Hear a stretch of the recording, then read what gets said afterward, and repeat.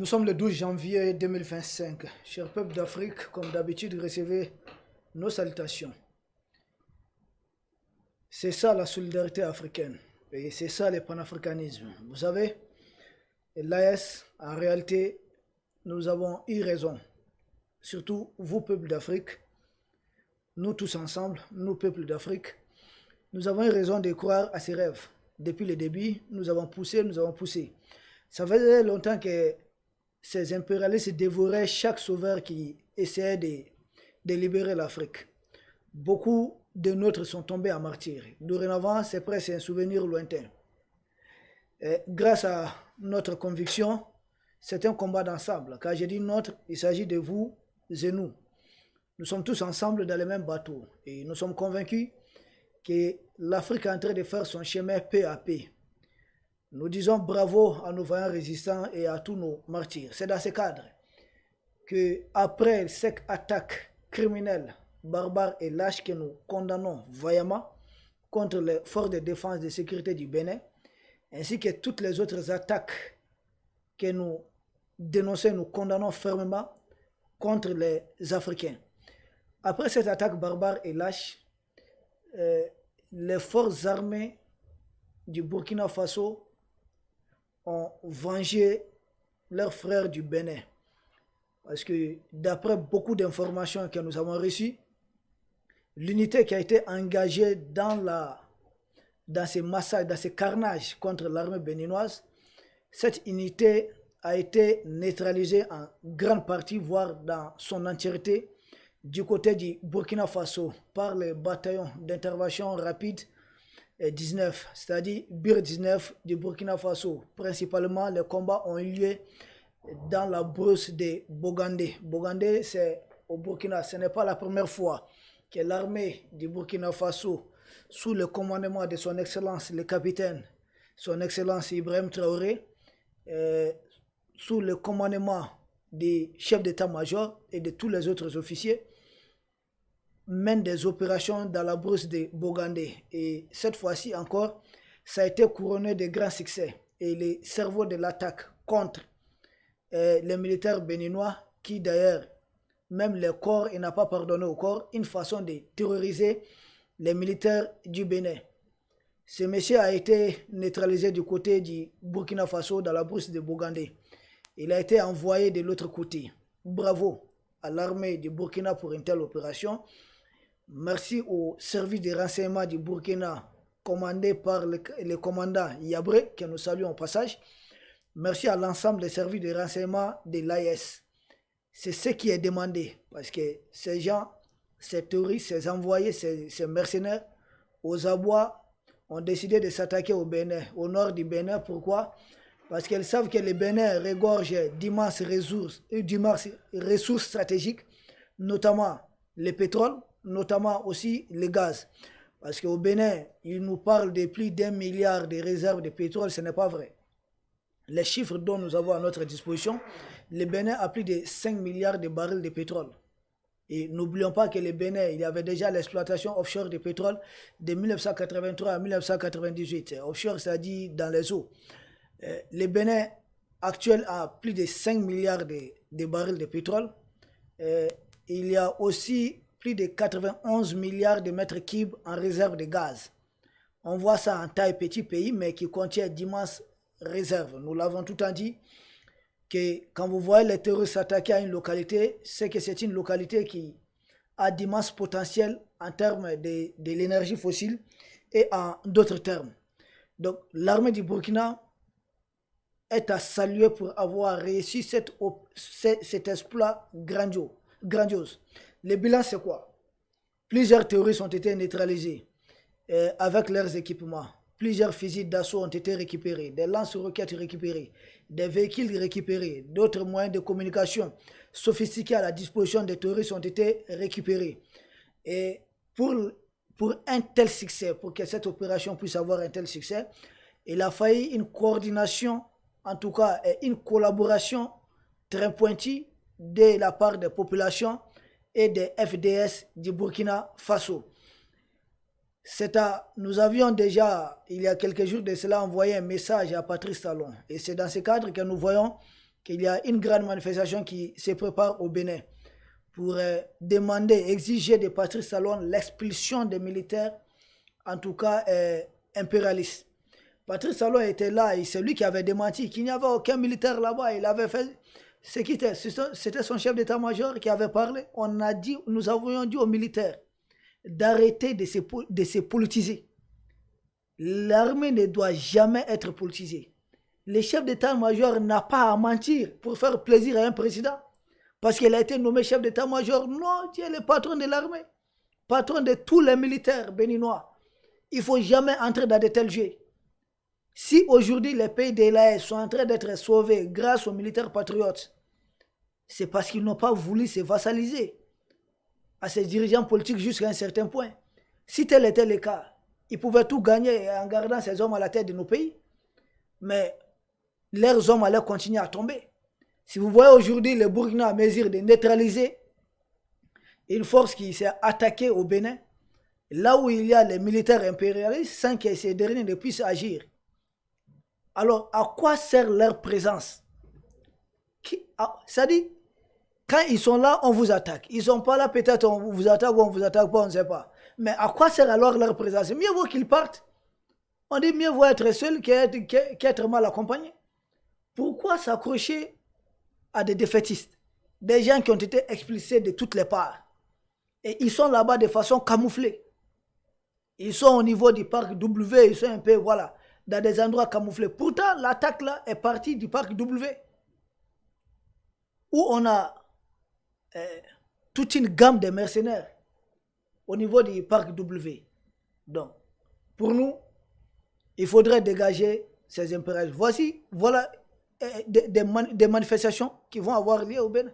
Nous avons vu la sortie, on nous parle de la sortie du ministre de la Défense, on ne sait pas vrai ou faux, qui demande à Macron de s'assumer ou bien ils vont rejoindre l'AES. Vrai ou faux, on ne sait pas. Mais est-ce qu'il a même, disons que c'est vrai, est-ce que lui, il a même à demander à Macron de s'assumer? Le Bénin appartient à Emmanuel Macron. Le Bénin n'appartient pas à Macron. Ce sont les autorités du Bénin qui doivent s'assumer. Notamment les ministres de la Défense. C'est quoi la politique de la défense et de la sécurité qu'il faudrait mettre en œuvre pour que plus jamais cela ne puisse se passer au Bénin? C'est ça la vraie question qu'il faudrait mettre sur la table. Quand on est ministre, on ne parle pas des problèmes, on résout les problèmes, on supprime les problèmes. C'est pour cela qu'on est ministre. On est ministre de la Défense, ok? Alors c'est quoi les plans? Les plans des talons là, vous dites que vous allez discuter avec certaines communautés, c'est certains problèmes de communauté. On vous dit les terroristes là sont des émissaires, c'est des envoyés, c'est des mercenaires. Pourquoi on les envoie vous attaquer? Pourquoi après avoir détruit les camps, ils se permettent de poser un tel acte contre les corps de leurs victimes? Pourquoi? C'est une façon de terroriser les militaires pour dorénavant que les militaires en tout cas se retirent pour que les militaires fuient la zone. Si les militaires fuient la zone, ça conduit à quoi? C'est une façon de démilitariser la zone. Or, si la zone est démilitarisée, elle échappe totalement au contrôle de l'État béninois. L'administration ne pourra plus se pointer. C'est comme ça qu'ils avaient commencé au Mali, au Burkina, au Niger. Ils veulent démilitariser rapidement le nord du Bénin.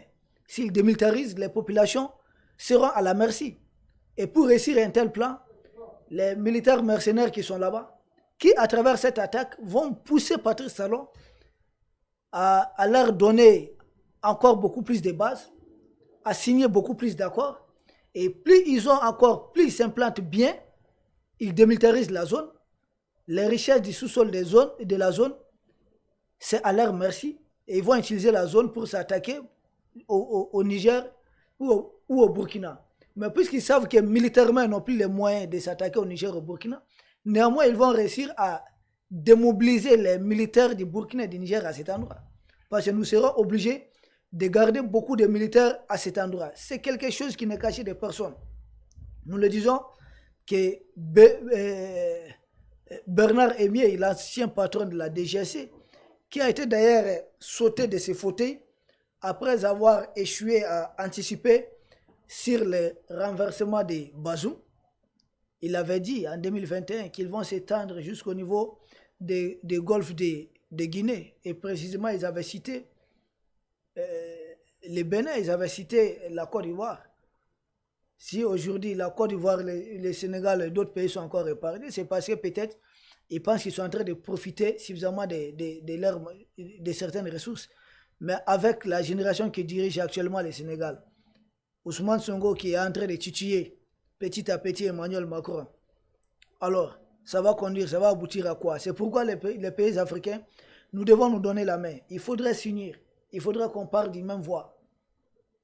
Ce n'est pas, ils n'ont pas de dents uniquement contre le Mali, ou contre le Burkina, ou contre le Niger. C'est l'Afrique subsaharienne dans son ensemble qui est dans leur viseur.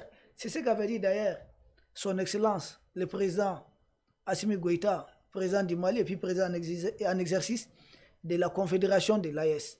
Chers peuples d'Afrique, on est un peu dans ces cas de figure. À nous autres de nous mettre ensemble. Devons-nous lutter ensemble? C'est pourquoi nous avons salué la visite du président du Soudan, son Excellence le général El Bourhan au Mali. Parce que si nous parvenons avec le Tchad jusqu'au Soudan, le Soudan est au bord de la mer Rouge, si nous parvenons à avoir ces taxes, mais c'est l'axe de la libération de l'Afrique. Dans la mesure où le Soudan même produit beaucoup de ces munitions, des fusils mitrailleuses et autres, nous on a besoin d'une telle technologie, à les savoir-faire au niveau de la mine, notamment le Soudan regorge d'immenses réserves aussi d'or et de pétrole. De telles technologies peuvent profiter au pays de l'AES. Si les Tchad, nous avons une très bonne coopération avec les Tchad et trouvons intérêt d'attendre le Tchad et le Soudan, ça serait l'axe continu depuis l'AES, Tchad, Tchad au Soudan. Mais quelle autre valeur à la sorte des impérialistes pourra résister à ces axes stratégiques? Je n'en vois aucun. Donc la libération de l'Afrique se dessine à travers ces couloirs. Et de l'autre côté, nous avons aussi le maréchal Haftar, qui est déjà prêt à rejoindre notre axe stratégique. Or, qui a le Tchad est à la frontière avec la République centrafricaine, est à la frontière avec le Cameroun, est à la frontière avec le Nigeria. Comprenez ce que ça veut dire. Et surtout qu'il y a un pipeline de pétrole qui quitte le Tchad jusqu'au niveau du port de Kirbi, au Cameroun, et d'immenses réserves d'ailleurs de pétrole. On vient de découvrir cela au niveau de la région de Lembe au Cameroun.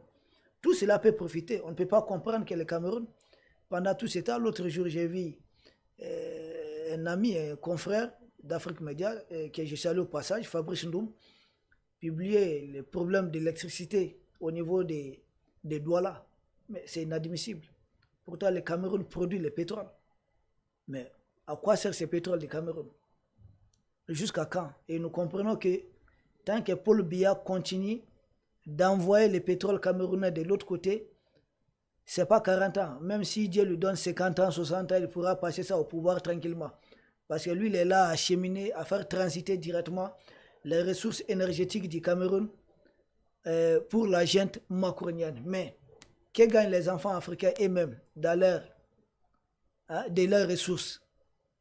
C'est le point d'interrogation. Et ce sont des gens comme ça, Paul Biya, qu'on va maintenir au pouvoir, des vrais dictateurs comme ça, et à qui des gens qu'on va appeler des démocrates.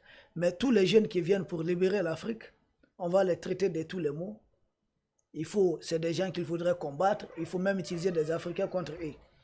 Peuple d'Afrique, il était normal qu'on salue cette victoire écrasante de l'armée burkinabé contre les forces du mal qui ont martyrisé nos frères du Bénin. Et imaginez une seule seconde, s'il y avait une coopération militaire vraie entre le Bénin, le Burkina et le Niger, est-ce que les terroristes allaient même trouver où se mettre? Non. Il y a un proverbe amara qui dit c'est-à-dire quoi? Quand vous voyez les margouillas se faufiler dans le mur, dites-vous qu'il y a eu une fissure. C'est parce qu'il y a fissure entre le Bénin et ces deux autres pays frères, le Burkina et le Niger, que les terroristes trouvent les moyens de venir s'installer peu à peu au nord du Bénin. Et cette manière d'avoir terrorisé l'armée du Bénin, c'est une façon pour eux de pousser l'armée à fuir, de démilitariser totalement le nord du Bénin. Et dites-vous, ça serait quoi le plan d'après? Vont-ils utiliser leurs termes de propagande qu'on va imposer la charia à la tête du Bénin? C'est ce qu'ils vont sortir après comme argument? Ou vont-ils tout simplement contrôler le nord du Bénin et on va demander, exiger les impérialistes au gouvernement du Bénin de discuter avec des groupes terroristes? Ça serait quoi la discussion? Qu'est-ce que le Bénin serait prêt à céder ou pas? Pour ne pas tomber dans tout ça, nous appelons les autorités du Bénin une fois de plus à discuter sérieusement avec le Burkina et le Niger. S'il y avait une coopération militaire vraie, les touristes n'auront même pas un endroit pour s'installer au Bénin. Parce qu'ils sont en train d'être chassés du Burkina et du Niger, il ne faudrait pas qu'ils trouvent refuge au nord du Bénin. Ça serait contre le Bénin et ça serait contre encore nos pays. Pourquoi ne pas se mettre ensemble comme le Burkina, le Mali et le Niger? Dans notre fameuse zone des 3 frontières, on les a écrasés à cet endroit.